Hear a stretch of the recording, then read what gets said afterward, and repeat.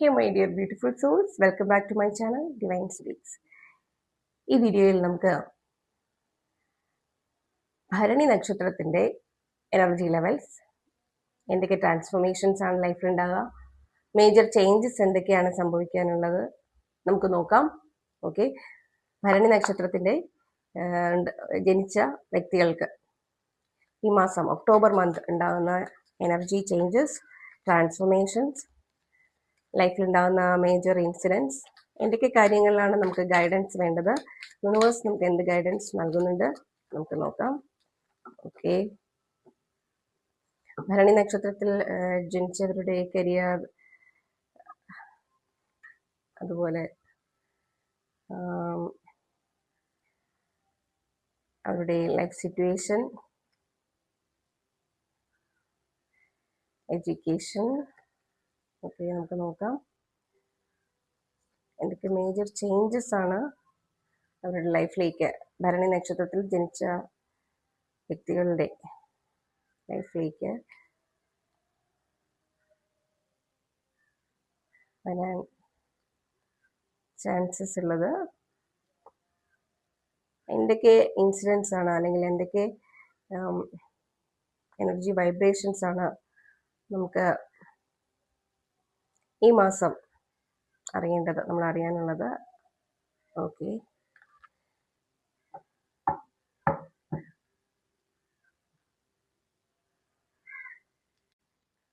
Okay ഭരണി നക്ഷത്രത്തിന്റെ reading ആണ് നമ്മളിവിടെ എടുത്തിട്ടുള്ളത്.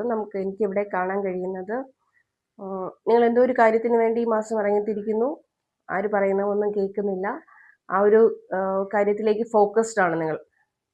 അത് മാത്രം, ആ ഒരു ഒറ്റ കാര്യത്തിൽ മാത്രം ഫോക്കസ് ചെയ്ത് മുന്നോട്ട് പോവുകയാണ്.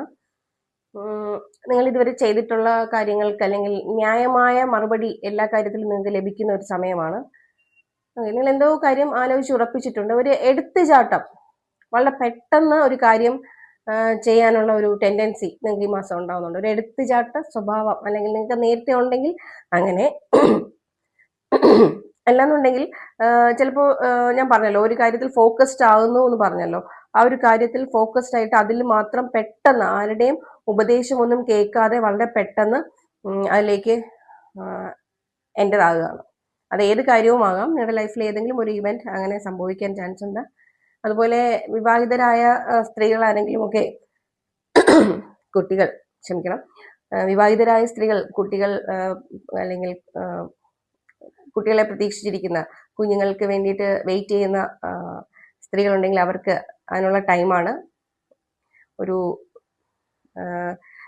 എന്താ പറയുക, ഗർഭധാരണത്തിനൊക്കെ ഉള്ള ഒരു ടൈമാണ് അങ്ങനെ ഇവിടെ കാണുന്നുണ്ട്. അതുപോലെ കുടുംബത്തിൽ കുറച്ച് പ്രശ്നങ്ങളൊക്കെ ഉണ്ടാകാനുള്ള ചാൻസ് ഉണ്ട്. ഫാമിലി ലൈഫ് നയിക്കുന്നവരുണ്ടാവുമല്ലോ, ഫാമിലി ലൈഫ് ലീഡ് ചെയ്യുന്നവർക്ക് കുടുംബത്തിൽ ചെറിയ തെറ്റിദ്ധാരണകൾ മൂലം വേദനിപ്പിക്കുന്ന രീതിയിൽ എന്തെങ്കിലുമൊക്കെ ഉണ്ടാകാൻ ചാൻസ് ഉണ്ട്. അപ്പോൾ നമ്മൾ അലേർട്ട് ആയിരിക്കുക എന്നുള്ളതാണ്. നമ്മൾ ഈ എനർജി ട്രാൻസ്ഫോർമേഷൻ എനർജി അറിയുന്നുണ്ട്. അപ്പോൾ നമ്മൾ എന്ത് ചെയ്യുക എന്നുള്ളതാണ്. വലിയ ചെറിയ പ്രശ്നങ്ങളൊക്കെ ഉണ്ടായി തുടങ്ങുമ്പോൾ അത് വലുതാക്കാതിരിക്കുക. അത് നമ്മൾ എന്ത് ചെയ്യുക, അതിനെ ചെറുതായിട്ട് പെട്ടെന്ന് സോൾവ് ചെയ്യുക. ഓക്കെ, അപ്പോൾ നമ്മുടെ ലൈഫിൽ ഹാപ്പിനെസ് തന്നെ നിൽക്കും. ഇല്ലാന്നുണ്ടെങ്കിൽ ചെറിയൊരു പ്രശ്നമായിരിക്കും, പിന്നെ അതൊരു വളരെ വലിയ വഴക്കിലേക്ക് അത് മാറാതിരിക്കാൻ നിങ്ങൾ പ്രത്യേകിച്ച് ശ്രദ്ധിക്കുക. ഓക്കെ, അതുകൊണ്ട് അങ്ങനെ ഒരു സിറ്റുവേഷൻ ക്രിയേറ്റഡ് ആവുമ്പോൾ നിങ്ങളാണ് ഏറ്റവും കൂടുതൽ വേദനിക്കുന്നത്. അപ്പോൾ അത് ഒഴിവാക്കുക.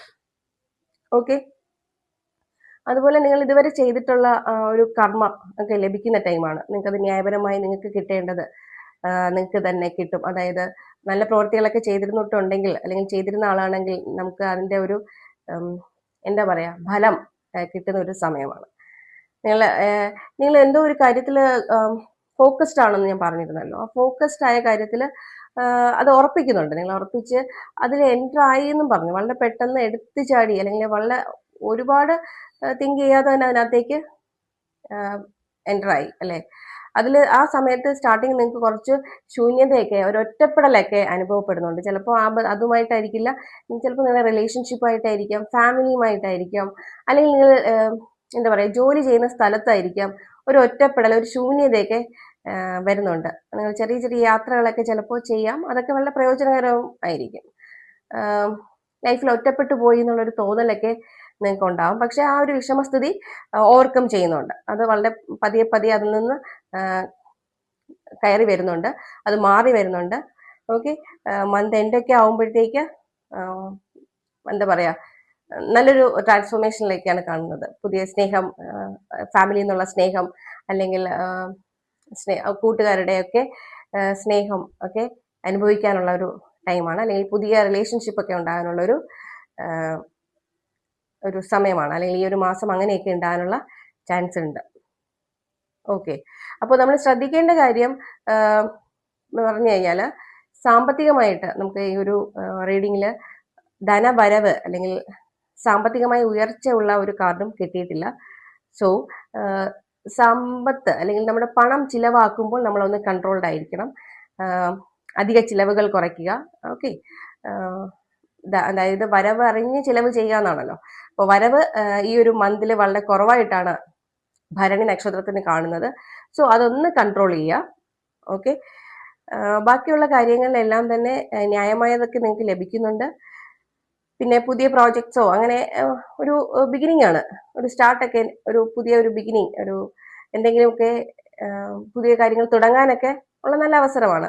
നിങ്ങൾക്ക് അങ്ങനെ ഒരു ഇൻഡ്യൂഷൻ ഉള്ളിൽ ഉണ്ടാവും, ഇന്ന കാര്യം ചെയ്യണം, ഇന്നത് വേണം എന്നൊക്കെ തോന്നാം. അതിനൊക്കെയുള്ള സമയമാണ്. പക്ഷെ അതൊക്കെ തുടങ്ങുമ്പോഴും എന്താ പറയാ, ഫാമിലിയുമായിട്ട് നല്ലൊരു ടൈലായിരിക്കണം, നല്ലൊരു റിലേഷനിലായിരിക്കണം. കാരണം ചെറിയ ചെറിയ വഴക്കുകൾ ഉണ്ടായി അവിടെ ഒരു പൊട്ടിത്തെറി ഉണ്ടാകാതിരിക്കാൻ വേണ്ടിയിട്ട് ശ്രമിക്കുക. അങ്ങനെ ഉണ്ടായിക്കഴിഞ്ഞാൽ അതിൽ നിങ്ങൾ വളരെയേറെ വേദനിക്കാൻ ചാൻസ് ഉണ്ടെന്നാണ് കാണുന്നത്. സോ അതിനെക്കുറിച്ച് അവെയർ ആയ സ്ഥിതിക്ക് കുറച്ചൊന്ന് കരുതിയിരിക്കുക. മാസാവസാനം നിങ്ങൾക്കൊരു പുതിയ റിലേഷൻഷിപ്പ് ഒക്കെ കാണുന്നുണ്ട്. ഓക്കെ, നിങ്ങൾ പുതിയ ജോലിയോ എന്തോ അന്വേഷിച്ചൊക്കെ പോകും എന്നൊക്കെ കാണുന്നുണ്ട്. അതുപോലെ മാസാവസാനം തൊട്ട് നിങ്ങൾക്ക് ധനവരവൊക്കെ ഉണ്ടാകും. ഓക്കെ, അപ്പോൾ ഈ ഒരു മാസം നമ്മൾ എവിടെയൊക്കെയാണോ ഒന്ന് സൂക്ഷിക്കേണ്ടത് ആ ഏരിയാസ് ഒക്കെ ഒന്ന് സൂക്ഷിക്കുക. ഓക്കെ, വിദ്യാർത്ഥികളുടെ കാര്യത്തിലും ഒക്കെ അങ്ങനെയാണ്. നിങ്ങൾ പഠിക്കുകയാണെങ്കിൽ നിങ്ങൾക്ക് വിജയം ഉറപ്പ് എന്നുള്ള ഒരു രീതിയാണ്. നിങ്ങൾ നന്നായിട്ട് വർക്ക് ചെയ്തിട്ടുണ്ടെങ്കിൽ മാത്രമാണ്, അല്ലാതെ ഒരു ലക്ക് ഇവിടെ കാണുന്നില്ല. നിങ്ങൾ നന്നായിട്ട് വർക്ക് ചെയ്തിട്ടുണ്ടെങ്കിൽ നിങ്ങൾ എഴുതുന്ന എക്സാംസ് ഒക്കെ അല്ലെങ്കിൽ കോമ്പറ്റീഷൻ എക്സാംസ് ഒക്കെ പാസ്സാവും. അതർവൈസ് കുറച്ചൊന്ന് അതിൽ സ്ട്രഗിൾ ചെയ്യേണ്ടി വരും. ഓക്കെ ഓക്കെ, ഇതൊരു ജനറിക് റീഡിംഗ് ആണ്, നിങ്ങൾക്ക് അറിയാമല്ലോ. നിങ്ങളുടെ ഒരു കോമൺ എനർജിയിൽ നിന്നുകൊണ്ടാണ് ഞാനിത് റീഡ് ചെയ്യുന്നത്.